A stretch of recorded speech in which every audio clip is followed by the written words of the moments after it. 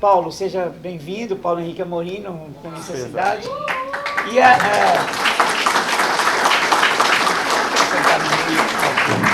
você fica com ele do lado dele.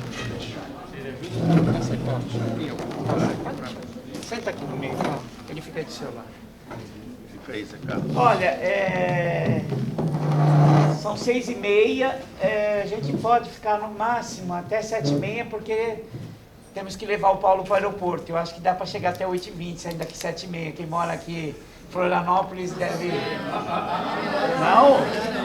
É isso, aqui em São Paulo, é isso? Pior? Bom, 7h15, vai. Bom, enfim, vamos... Tudo bem, a gente vai tentar... Tá, o Paulo, você dá um recado para a gente poder fazer. Pessoal, vamos começar. Vamos começar então. O mais rápido, o Paulo dá o recado e ele fica aqui. Quem comprou o livro faz a fila depois que ele terminar o debate para a gente poder autografar os livros, tá bom? Ok? Obrigado. Vamos lá, Paulo. Bom, olá, tudo bem? O microfone está... Esse não tá, é só do vídeo. É só do vídeo. Eu quero, antes de mais nada, dizer que fico muito feliz de estar aqui com o Zé Carlos, participando da inauguração, da abertura do Núcleo Catarina, do Barão de Itararé. Quero dizer também que me sinto cofundador do Barão de Itararé, não só porque ajudei o Miro de uma maneira espontânea e imprevista a dar o nome de Instituto de Mídia Alternativa Barão de Itararé, mas devo também, e isso é um favor inestimável, ao Zé Carlos, o fato de que foi ele que me apresentou, não a mim, mas a presidenta do meu blog, a minha mulher, a Georgia, que não pôde vir aqui, nos apresentou ao Bessinha. E você que mencionou o fato de que é preciso ter humor e sarcasmo na internet, eu tenho a impressão de que o Bessinha é um exemplo brilhante dessa linha, porque eu considero o Bessinha um dos melhores chargistas da imprensa brasileira e ele está numa ótima forma e eu tenho orgulho de publicar o Bessinha e devo isso ao Zé Carlos que nos apresentou aí. Bom, eu vou falar rapidamente do meu livro e é um desafio seguir a brilhante exposição e análise que o meu amigo Miro fez. Eu não sou um analista, eu sou um mero repórter, e esse livro é sobre o quarto poder, que na verdade é um livro sobre o primeiro poder, é a minha tentativa de contar a história do desenvolvimento e construção da indústria brasileira da TV comercial. O livro começou como uma expansão de um curso que eu dei lá em São Paulo sobre esse tema, e eu fiz um primeiro texto, um primeiro livro, em que eu acompanhava essa exposição, essa narrativa do meu depoimento como testemunha de repórter de alguns episódios de formação da indústria de comunicação, da indústria de televisão comercial do Brasil. A certa altura da minha vida, depois de muitas mudanças de casa e de hemisfério, eu consegui reunir num conjunto razoavelmente grande de caixas de papel, as minhas anotações de repórter. Eu sou um repórter que prefere anotar no caderninho. Eu comecei a minha vida de repórter assim, e até hoje eu sou assim. Eu não confio muito em gravador, embora o gravador do filho do Cerveró tenha tido um papel histórico muito importante. Eu não confio em gravador porque eu desconfio que o gravador torna o repórter preguiçoso e, já que está gravando, não presta muita atenção ao que o entrevistado está falando. E, além do mais, depois você acaba gravando por cima e você perde o registro, você perde o documento, e o papel escrito é um documento que os americanos chamam de record.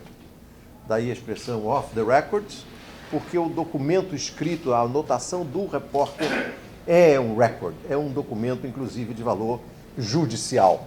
porque você pode atestar a autenticidade do repórter com a conferência do manuscrito e também a datação, demonstrar que aquilo foi anotado na época tal, assim.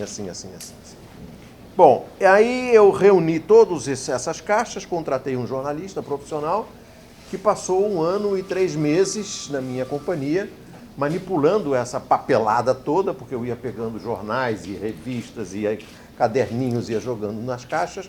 Ele organizou isso tudo e aí eu peguei aquele primeiro livro e apliquei ao primeiro livro esses documentos. Então é um livro que é essa narrativa e mais o meu testemunho de repórter, o que eu vi e o que eu acompanhei. E eu tive algumas plataformas privilegiadas como repórter para poder recolher alguns episódios importantes, que eu acho. O primeiro episódio que eu registro em anotação é uma entrevista que eu fiz quando o Juscelino, já no fim da vida, fora do poder, me deu, eu era da revista Veja, e, Mira, eu já elogiei você não estava aqui, vou ter que fazer de novo.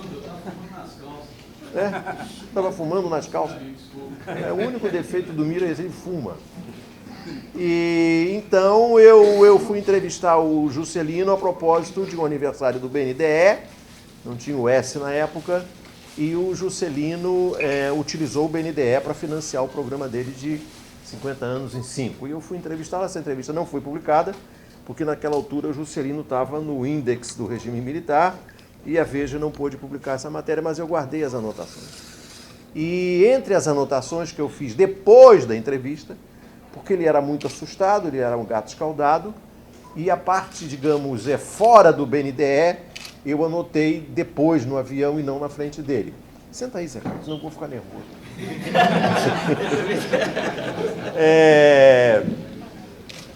Em que ele conta por que ele mudou a capital para Brasília. Um dos motivos pelos quais ele mudou a capital para Brasília é porque quando ele saía da área de administração do Palácio do Catete, no Rio, e ia para a área residencial, ele ligava a Rádio Globo e todas as noites o Carlos Lacerda pregava o golpe contra ele, pregava o impeachment dele. Portanto, não é novidade esse negócio de pregar o golpe através do impeachment. E isso era na Rádio Globo. E o Lacerda, que foi aquele que disse que se o Juscelino for eleito, não tomará posse, se tomar posse, não governará. E então o Juscelino tinha medo que o Lacerda insuflasse a Vila Militar, lá em Realengo, onde ficava a base do primeiro Exército, para fazer o caminho normal que a Vila Militar fazia de depor os presidentes da República. Aí ele levou, com medo da Vila Militar, ele levou a capital para Brasília, mas não se livrou da Rádio Globo, porque o sinal da Rádio Globo continuou chegando. Aí no meio eu recolho alguns documentos interessantes também. Eu reconstituo, por exemplo, como é que o governo militar deu ao Roberto Marinho a posse da TV Globo, porque a TV Globo, vocês devem saber, o Roberto Marinho era um laranja do grupo americano Time Life. O grupo americano naquela época, o Time Life, era um dos grupos editoriais mais poderosos do mundo, tinha as revistas Time, Life, Time está fechando, a Life já fechou, a Fortune, que tem aquela famosa lista das 500 maiores empresas americanas da Fortune, e uma revista de esportes muito importante, ainda é, chamada Sports Illustrated. Era um grande complexo, tinha um grande empresário chamado Henry Luce, que era patriarca do pensamento republicano americano, de extrema-direita, e ele queria diversificar e veio para o Brasil, tentou fazer negócio com o Jornal do Brasil, não foi possível, então ele pegou a Globo de laranja. E, a certa altura, foi criada uma CPI. O Chateaubriand indicou lá o seu empregado, o João Calmon, que era um deputado federal pelo Espírito Santo, formou uma CPI para estudar o grupo Time Life e pegar a Globo e a Abril, que também foi fundada com dinheiro do Time Life e da CIA. Abril do Brasil e Abril da Argentina foram fundadas com o dinheiro também da CIA e do grupo Time Life. E o apoio da Disney, que era informante, o Walt Disney era informante do FBI. É uma turma forte. Então, criou-se essa CPI do Time Life. A posição do Roberto Marinho era muito frágil. O Castelo Branco, em fim de mandato, teve medo de decidir sobre isso e empurrou a bola para o Costa e Silva. E aí o Costa e Silva designou um ministro, que eu ainda não posso identificar, só posso identificar depois que ele morreu, que deve ser breve. E ele montou a seguinte operação. O Costa e Silva disse: eu não quero o americano mandando em rede de televisão no Brasil. Então esse ministro pegou pegou Roberto Marinho. Roberto Marinho fez um empréstimo com o Banco Morgan nos Estados Unidos e o governo brasileiro, ou seja, nós, através das empresas Banco do Brasil, Caixa Econômica, Petrobras, Eletrobras, Vale do Rio Doce, todas as empresas estatais fizeram uma campanha maciça de publicidade na Globo, pagando pela tabela cheia. Para você falar mais alto, Paulo. Pagando pela tabela cheia. Tabela cheia, ou seja, significa sem nenhum desconto. E o Roberto Marinho faturou tanto dinheiro com essa operação que ele pôde comprar as ações do Grupo Time Life e remunerar o Grupo Time Life com aqueles dividendos que ele não tinha distribuído até então. Essa foi a primeira operação de salvamento dos militares do Roberto Marinho. Depois teve uma outra operação de salvamento do Roberto Marinho, que foi quando ele fez uma aventura. Ele acreditava que ia conseguir competir na Itália com o Silvio Berlusconi, o que foi uma evidente ilusão, e ele resolveu criar a Tele Monte Carlo, que seria uma televisão italiana com base em Monte Carlo, transmitindo o sinal para a Itália. Como o Berlusconi era mais esperto que todos os marinhos juntos, ele conseguiu, por uma operação que até hoje ninguém foi capaz de desvendar, ele cortava os fios de transmissão da micro-ondas e o sinal da Globo não saía de Monte Carlo e ficava exibido em Monte Carlo e não ia à Itália. Foi um retumbante fracasso. Calcula-se que o prejuízo na época tenha sido de 140 milhões de dólares, que o Roberto Marinho transformou em lucro. Porque, segundo o depoimento de 2 assessores do ministro Dilson Funaro na época, o Roberto Marinho persuadiu o presidente Sarney de que era importante salvar a Globo, e o Sarney financiou o Roberto Marinho com um dos últimos dólares que o Brasil tinha em caixa. Depois o Brasil foi a concordata, foi a moratória, e o Roberto Marinho trocou esses dólares no câmbio negro, pagou o que devia à Itália e fez um monte de dinheiro numa operação cambial. Nessa época, eu entrevisto um confidente, amigo e contemporâneo do Roberto Marinho, que me deu uma entrevista também sob a condição de não identificá-lo. Ele está com o pé na cova, então na segunda edição do meu livro eu já vou poder identificá-lo. É outro que está... É o senhor Y. É o senhor Y do meu livro, é outro que está com o pé na cova, eu vou poder identificá-lo. E eu perguntei a ele se o Roberto Marinho, no governo Sarney, co-governava o Brasil. Ele falou: não, ele governava o Brasil. Disse: mas ele não se constrangia, não ficava aborrecido com isso? Ele disse: absolutamente, ele não tinha nenhum constrangimento porque ele era o dono da Globo. Ele era o dono da Globo, era o dono... Por que ele haveria de se constranger? E o Sarney achava isso muito natural também. E como se sabe, o Roberto Marinho escolheu o ministro das Comunicações, que era o Antônio Carlos Magalhães, que serviu ao regime militar desde o primeiro dia. Na verdade, o Antônio Carlos Magalhães começou a servir aos militares no governo Jango. Ele começou a fazer denúncias de corrupção do Jango quando era um jovem deputado federal pela Bahia. Serviu aos militares até o último minuto. Quando acabou o regime militar, se esgotou, ruiu, ele pulou o muro, aderiu ao Tancredo, e o Tancredo nomeou ele ministro das Comunicações do governo Tancredo. Ulisses Guimarães chegou para o Tancredo e disse: mas vem cá, se você nomear o Antônio Carlos Magalhães ministro das Comunicações, o PMDB vai romper com você. O Tancredo falou: pode romper. Eu brigo com o Papa, brigo com você, Ulisses, só não brigo com o Roberto Marinho. E aí teve uma reunião que me foi contada por um ministro do Tancredo para consolidar, cristalizar, enfim, a celebrar a nomeação do Antônio Carlos no gabinete do Roberto Marinho, e o Tancredo se virou e disse pro Roberto Marinho: Roberto, eu acho que você deveria anunciar o Antônio Carlos como ministro das Comunicações. Aí o Roberto Marinho, que era mais esperto que eles dois, disse: não, Tancredo, não podemos diminuir Antônio Carlos. Avisa você.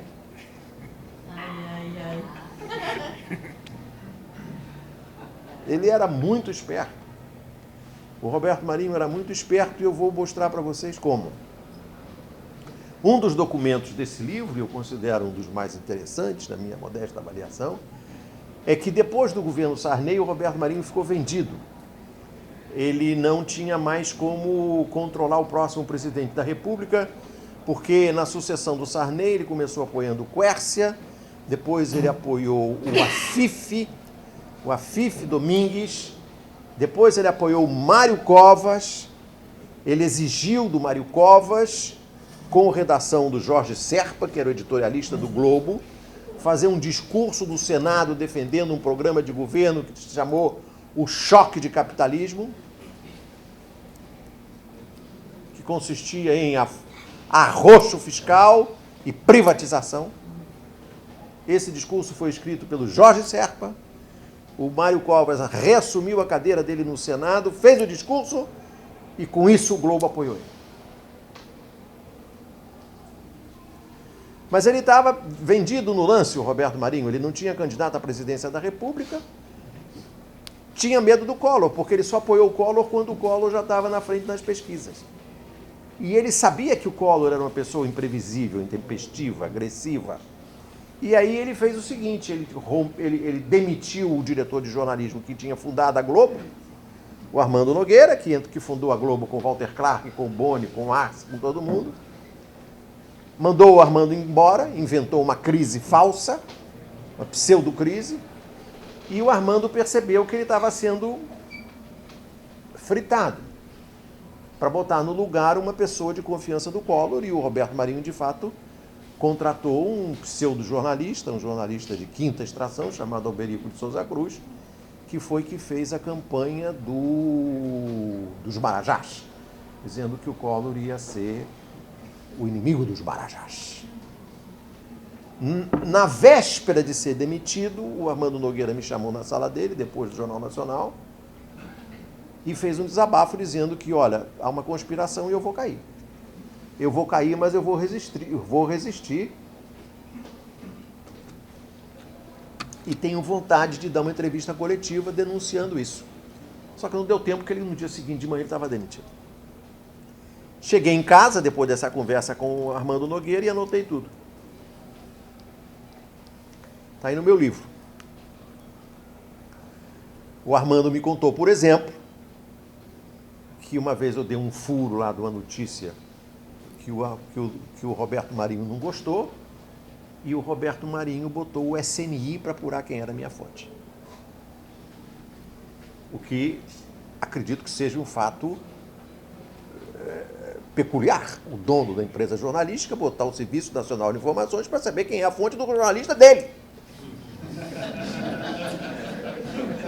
Porque aquela notícia prejudicava uma jogada que ele tinha no Instituto Brasileiro do Café.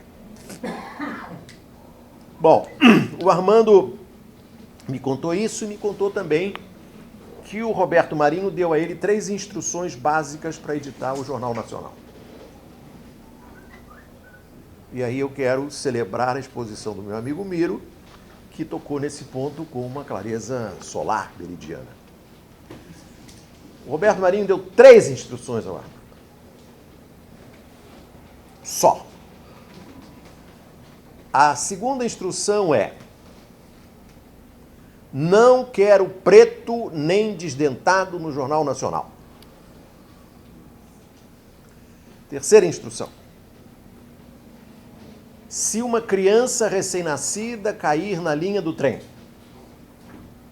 se o Brizola se jogar na linha do trem para salvar a criança, se a criança se salvar e o Brizola morrer, ainda assim você tem que me consultar para saber se pode ou não botar o nome do Brizola no Jornal Nacional. Essa ordem, como se percebe, está em vigor até hoje se você substituir o nome do Brizola pelo nome da Dilma ou do Lula. A ordem está em vigor. Porém, a ordem mais importante, a primeira, que eu considero genialmente clara, que eu acho que nem o Hearst, que deu origem ao cidadão Kane, do Orson Welles, foi capaz de formular com tanta clareza, com tanta precisão, com síntese, o que significa o poder de um dono da mídia. O Roberto Marinho não se referia à Globo, Rede Globo. Para ele, a precedência era do jornal O Globo. Ele, quando queria falar da Globo, ele falava O Globo. E a instrução número 1 que ele deu para o Armando Nogueira foi: Armando, o Globo é o que é, não pelo que publica, mas pelo que não publica. É genial.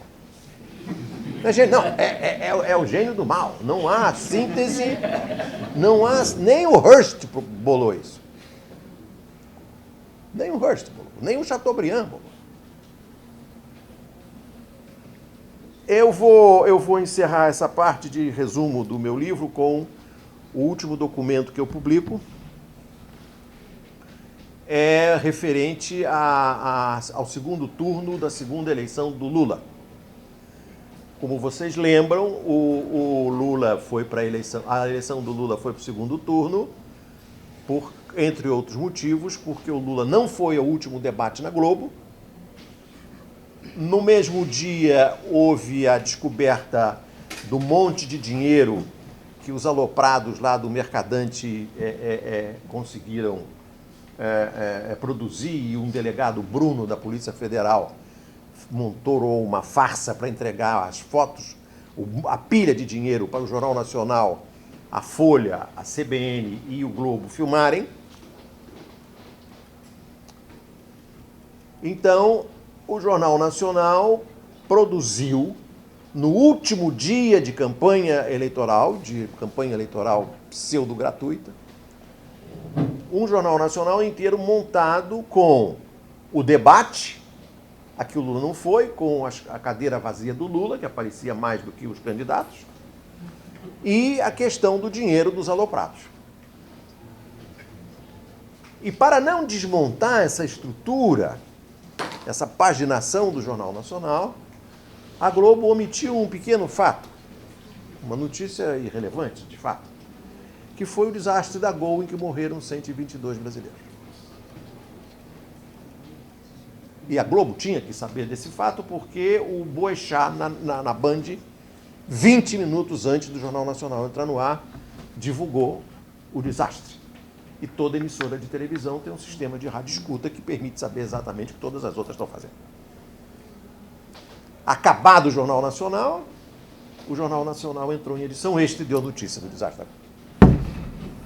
Que é uma operação idêntica à operação da capa da Veja, a Veja antecipada, sobre a qual a Dilma reagiu com muita valentia, com muita coragem, prometeu processar a Veja e não processou até hoje.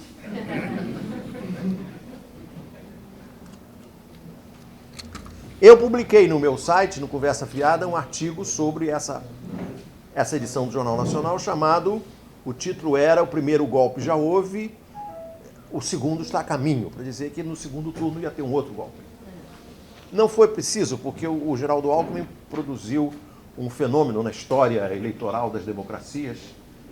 Ele teve no segundo turno menos votos do que teve no primeiro. É um candidato de um vigor fabuloso. O Mino Carta também, naquela época, ele tinha um blog no IG, ele também escreveu um artigo denunciando a safadeza da Globo. Quando foi começar a primeira fase da campanha no segundo turno, no escritório do marqueteiro João Santana, o Lula me telefonou. E eu tenho anotado, está aí no livro. Você e o Mino prestaram um serviço extraordinário. Desmontaram a maracutaia. Eu anotei com minha letra lá, vingança, ponto de exclamação. Eu não sei em que contexto eu escrevi essa palavra vingança, ponto de exclamação. Não sei se o Lula usou a palavra vingança, eu entendi a palavra vingança. E aí ele diz assim, não vou falar com você por telefone, mas vou combinar com o João Santana e a gente vai conversar. O João te liga, eu te ligo, para a gente tratar da democratização da imprensa. E eu estou esperando esse telefonema do Lula até hoje.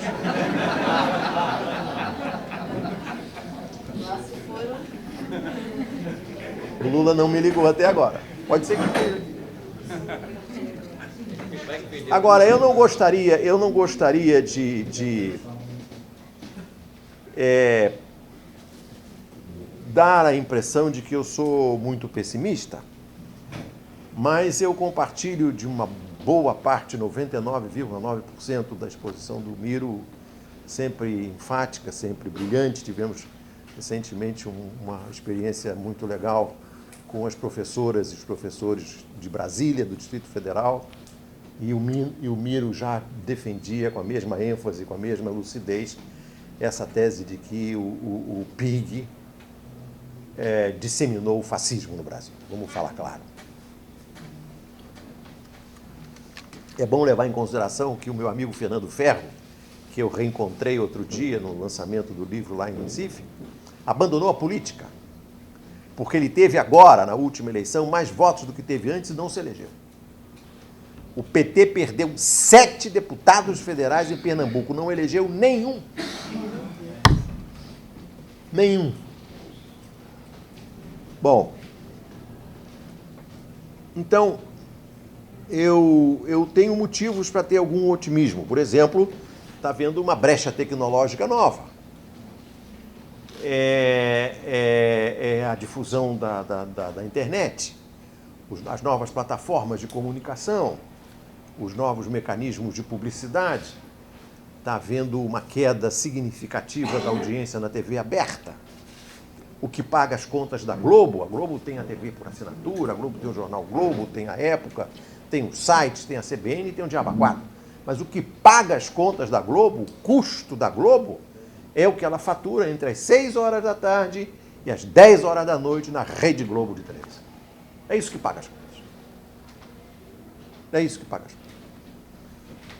E hoje, o Fantástico está dando 22, 23. A novela das 8, que era a grande faturadora da empresa, está dando 25. O Fantástico, eu sei que acompanho todo domingo, está dando 18, está dando 19.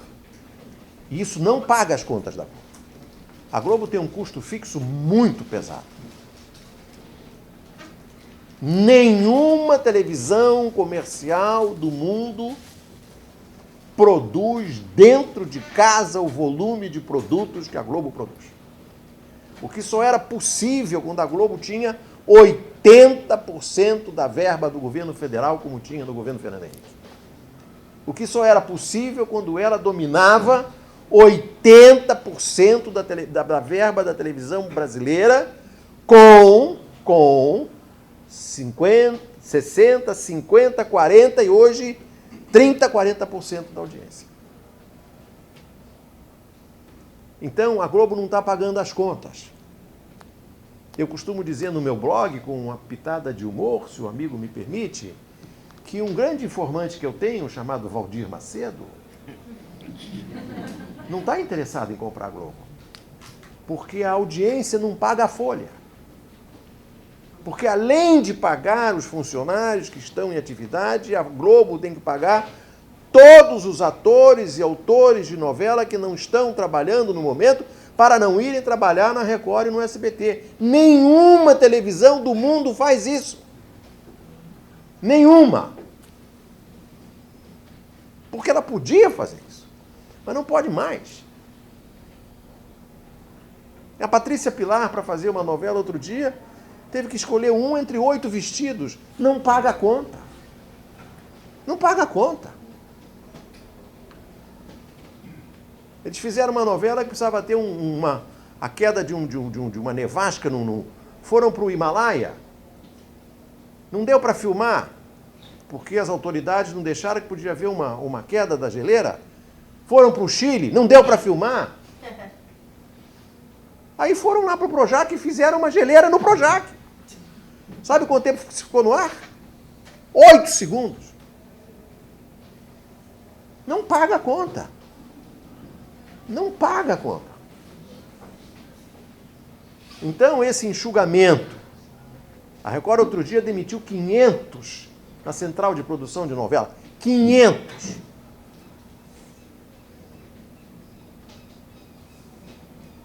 Esse enxugamento virá inevitavelmente, é por isso que ela está desesperada. Porque ela precisa rapidamente se apossar da Caixa do Banco do Brasil, da Caixa Econômica e do BNDES.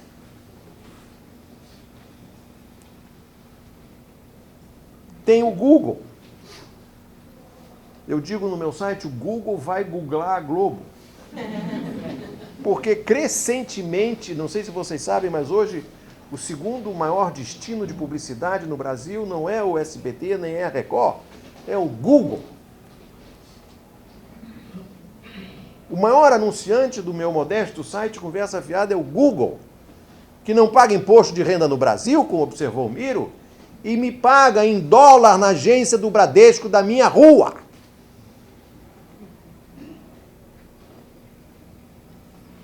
Porque o Google chega e vê a audiência do meu site e vai ali para o Zé das Couves, que quer vender para as mulheres de Camboriú entre 30 e 40 anos, às 10 horas da noite, entre 10 e 11 da noite, e ele faz o anúncio nessa proporção, exatamente. Aqui eu vou vender para mulher entre 30 e 40 anos em Camboriú, de 10 às 11 da noite. E é isso que ele programa. E é isso que o anunciante paga. E na TV aberta é um foguete que você não sabe onde vai cair. E isso está comendo a publicidade de toda a TV comercial no mundo. E o Brasil vai reproduzir, inevitavelmente, o modelo que já está ocorrendo nos Estados Unidos. As agências de publicidade começaram a tomar dinheiro das revistas e dos jornais para botar na internet. Depois tomaram dinheiro da TV por assinatura para botar na internet. Não deu. Precisava botar mais dinheiro na internet. Começaram a tirar da TV aberta. Começaram a tirar da TV aberta. Isso é inexorável. E hoje vocês viram, outro dia, o Nizam vendeu a empresa dele para a Omnicom, americana. O mundo hoje, as agências de publicidade são 3 no mundo inteiro. A Omnicom americana, a Publicis francesa e a WPP, que é anglo-americana. O que eles estão fazendo? Estão cortando os custos locais. Vai haver um passaralho na empresa do Nizam de boa proporção. Estão cortando os custos locais, padronizando a publicidade mundialmente, globalmente, e estão fazendo o quê? Comprando pequenos sites de internet para competir com o Google. Porque a demanda dos clientes é pela internet. E se eles não arrumarem isso, eles vão ter que entregar os clientes deles para o Google.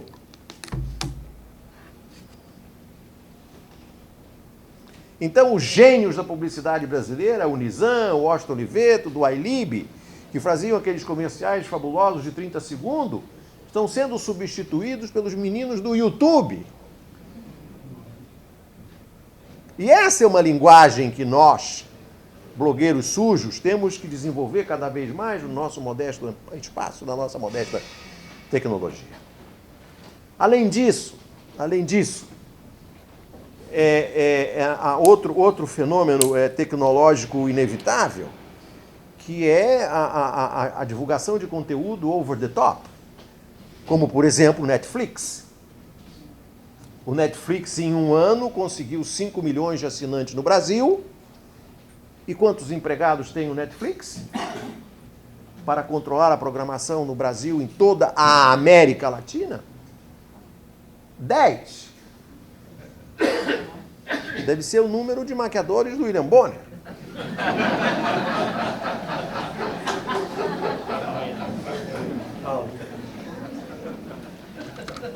Então, para encerrar essa minha breve exposição, eu quero dizer que essas são as boas notícias e eu vou alterar aqui a ordem natural das coisas. Agora eu vou falar da má notícia.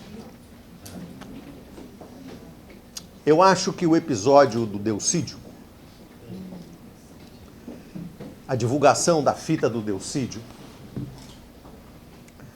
revela um grau de podridão e sordidez que eu jamais vi na política brasileira. Ele era o líder do governo trabalhista no Senado. Candidato ao governador de Mato Grosso do Sul pelo PT.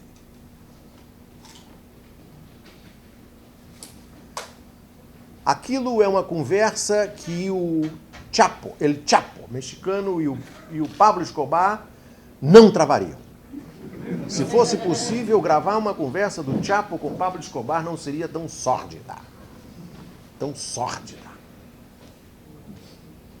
Eu acho que esse episódio, ele leva a um descrédito do sistema político e a um descrédito do PT de uma forma profunda e duradoura. Na minha modestíssima avaliação, eu não tenho a capacidade de análise que o Miro tem e demonstrou aqui, mais uma vez. Eu sou um repórter, né? Um repórter de multimídia. Eu disse para o Raul ali pouco tempo atrás que eu não me interessa a mídia em que eu esteja. Hoje estou na internet, estou na televisão aberta, mas se descobrirem que drone também é plataforma de comunicação, eu vou fazer blog em drone. Se descobrirem que tem comunicação em disco voador, eu vou fazer em disco voador, porque eu sou repórter, eu só sei fazer isso. Eu acho que esse episódio ele provoca uma degradação e uma degeneração do sistema político de forma muito profunda. E concordo com o Miro, houve uma despolitização generalizada na sociedade brasileira, inclusive nos movimentos de esquerda, nos movimentos sociais e nos partidos de esquerda. Todos que são a favor da democracia e da inserção social e da distribuição de renda devemos botar a carapuça. E o mal está feito. Então, eu acho que a nossa tarefa hoje, e é que eu me imponho como blogueiro sujo, é, como dizia o Neném Prancha, que era um técnico de futebol de praia lá no Rio de Janeiro, onde tive a honra de nascer. Arrecua o Zarf, porque a catástrofe é inevitável.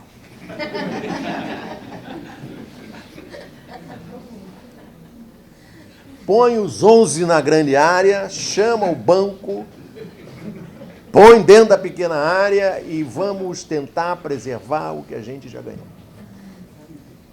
E quero dizer mais, na minha modestíssima avaliação, com a contribuição inexplicável da Associação Brasileira de Imprensa e da Ordem dos Advogados do Brasil, nós vamos perder o direito de resposta. O Supremo não vai segurar o direito de resposta. Então, a situação do Tarso, quero dizer que eu tenho mais de 40 processos judiciais, eu trabalho para pagar advogado. É apenas o começo da conversa. E nós temos que estar preparados para isso. E temos que ter a capacidade não de reagir, ou de contrapor, ou de reerguer, mas de resistir.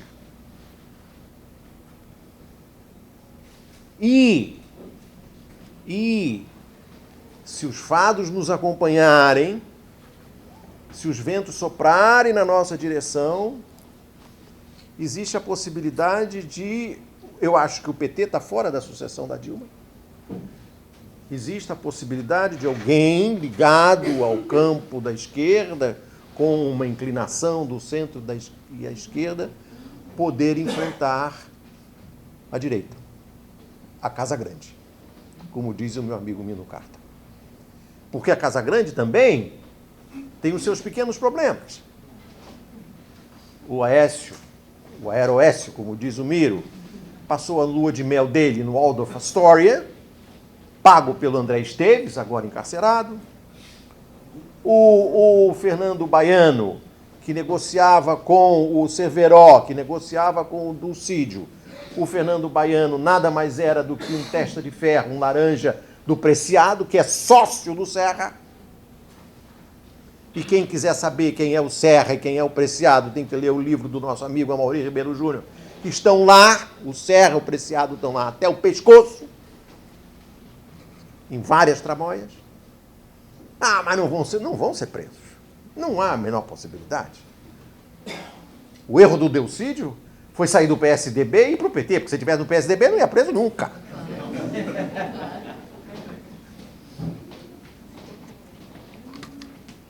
Mas se você pegar um candidato maluco e pegar o livro do Privataria Tucana, ou pegar a declaração do Dulcídio de que estava Alstom na jogada, que eles tomavam grana da Alstom, que está no Transalão Tucano de São Paulo, pode fazer estrago no horário eleitoral gratuito. Vamos fazer um levantamento, por exemplo, do frigobar da suíte presidencial do Waldorf Astoria. Se eu fosse marqueteiro contra o PSDB, é só a internet. De que se compõe o frigobar da suíte presidencial do Waldorf Astoria? É onde se serve o melhor dry martini de Nova York, onde eu ia tomar dry martini quando eu queria tomar dry martini. Hoje eu prefiro as cachaças que o Mino me dá de presente. E mineiras. Nem sempre. Vamos fazer uma matéria sobre o frigobar do Waldorf Astoria. Não vai sair barato para eles também. Então, eu acho que o panorama é sombrio. Eu ontem lá no Sindicato dos Jornalistas de São Paulo, na companhia dos meus amigos Guto, Lalo Leal e Franklin Martins, eu disse, eu estou me sentindo como um habitante de Troia na hora que Odisseu abriu o cavalo. Estou me sentindo como um morador de Pompeia quando chegaram as primeiras labaredas do Vesúvio. Eu só espero que lá de Troia, como na Ilíada e na Odisseia, Enéas possa fugir de Troia e fundar Roma. É a minha esperança. Muito obrigado.